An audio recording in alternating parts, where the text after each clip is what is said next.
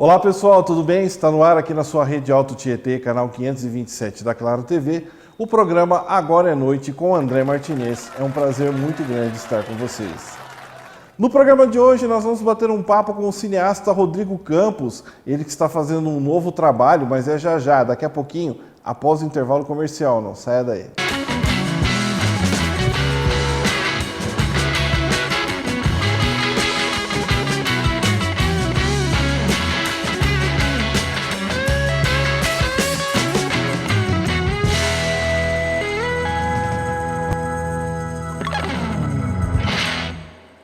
Existem vários canais para você contribuir com a melhoria dos serviços da Câmara de Mogi das Cruzes. Por telefone, através do site, por correspondência e até mesmo presencialmente. Você fala com a ouvidoria da Câmara, solicita informação, sugere, elogia, reclama ou denuncia. No site, um formulário da ouvidoria simplifica e facilita a sua participação. Sugira, elogie, reclame, denuncie.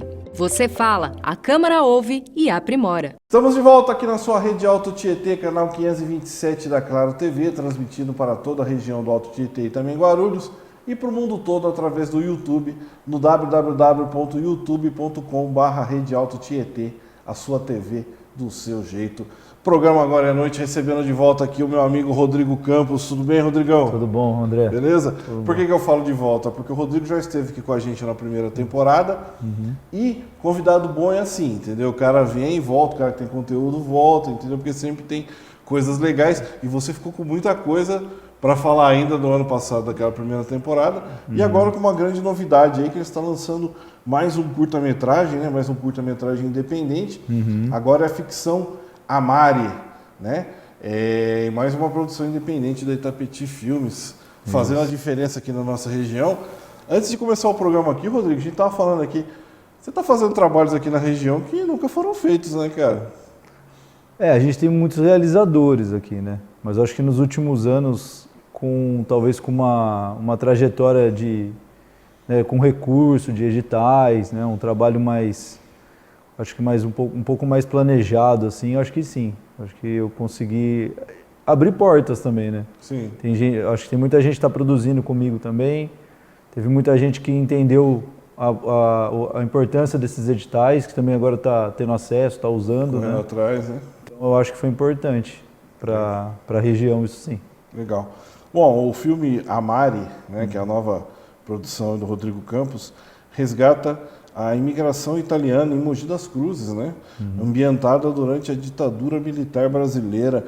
Como que você teve essa ideia, cara, de chegar nesse ponto aí, de mesclar a imigração italiana no Brasil com a ditadura militar, já numa época assim, bem avançada em termos de imigração italiana, já? Sim. A ditadura militar de 64 até 85. Como é que foi isso aí? Sim. Bom, o filme ele tem uma ligação familiar, né? Então, a minha família é de imigrantes italianos, né?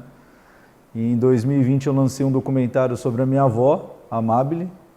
A personagem, a protagonista do filme, ela é inspirada na minha avó, na personalidade dela, tudo, né? E a ideia de mesclar, né, esses dois lugares foi que todos os personagens têm uma ligação afetiva.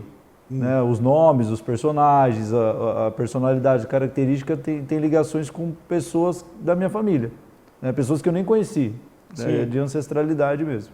Os nomes. Exatamente. Eu fui fazer uma pesquisa sobre a minha família e comecei a descobrir um pouco. Você teve que buscar a árvore genealógica lá da sua família? Teve uma prima do meu pai, né, a Marizélia, que começou essa busca, né, para conhecer um pouco mais sobre a família.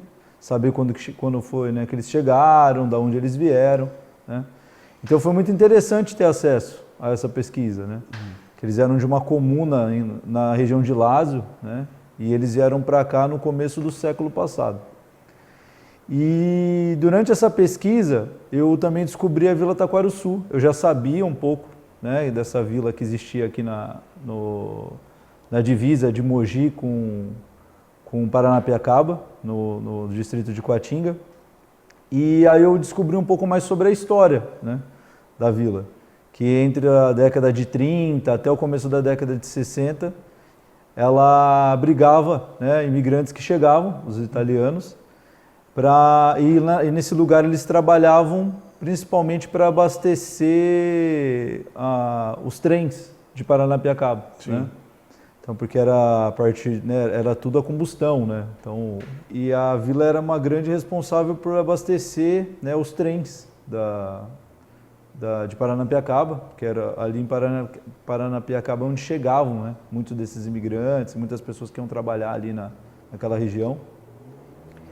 E aí eu acabei juntando as histórias, um pouco da história da minha família, né, com a história da vila. Então a gente eu fiz uma junção ali.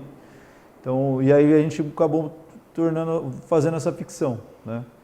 O filme ele vai trazer diversas questões que tem a ver, né, com o momento que se passava, né, ali da década de 60, comecinho da ditadura, né?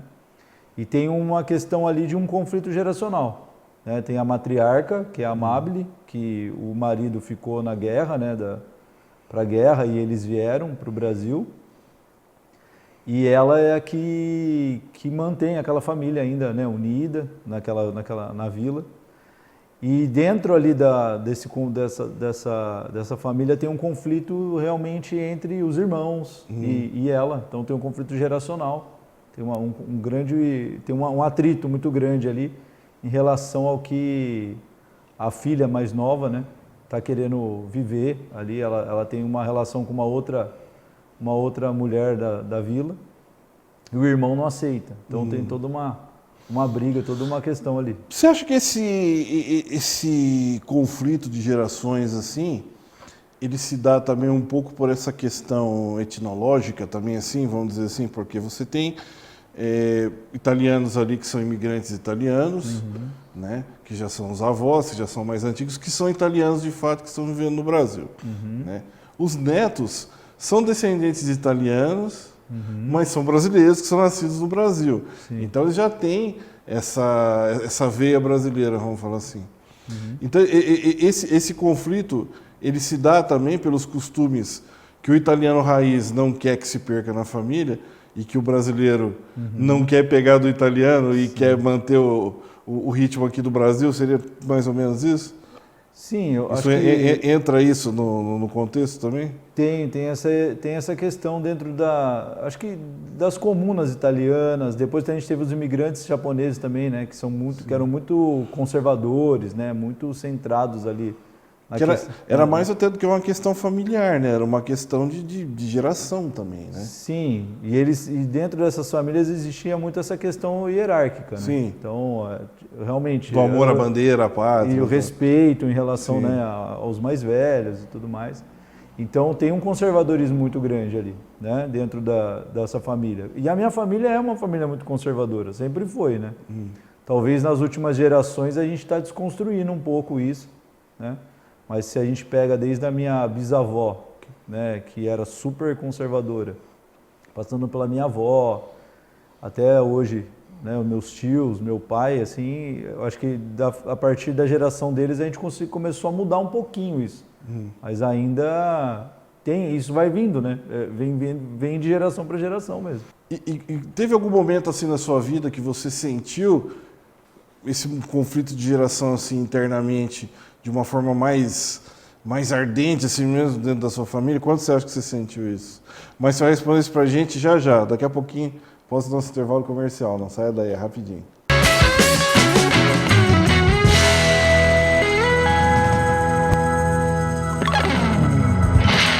Existem vários canais para você contribuir com a melhoria dos serviços da Câmara de Mogi das Cruzes. Por telefone, através do site, por correspondência e até mesmo presencialmente. Você fala com a ouvidoria da Câmara, solicita informação, sugere, elogia, reclama ou denuncia. No site, um formulário da ouvidoria simplifica e facilita a sua participação. Sugira, elogie, reclame, denuncie.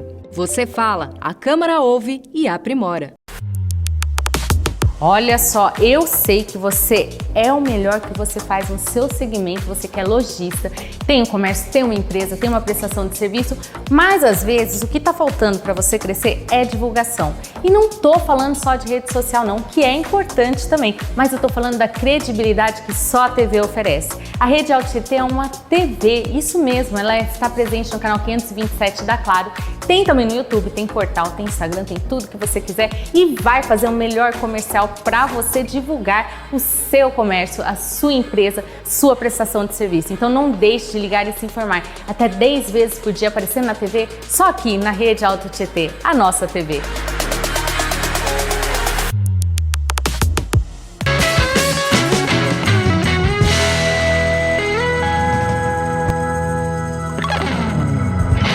Estamos de volta com o programa Agora é Noite aqui na sua Rede Alto Tietê, canal 527 da Claro TV, transmitido para toda a região do Alto Tietê e também Guarulhos e para o mundo todo através da internet no www.youtube.com/Rede Alto Tietê, a sua TV do seu jeito.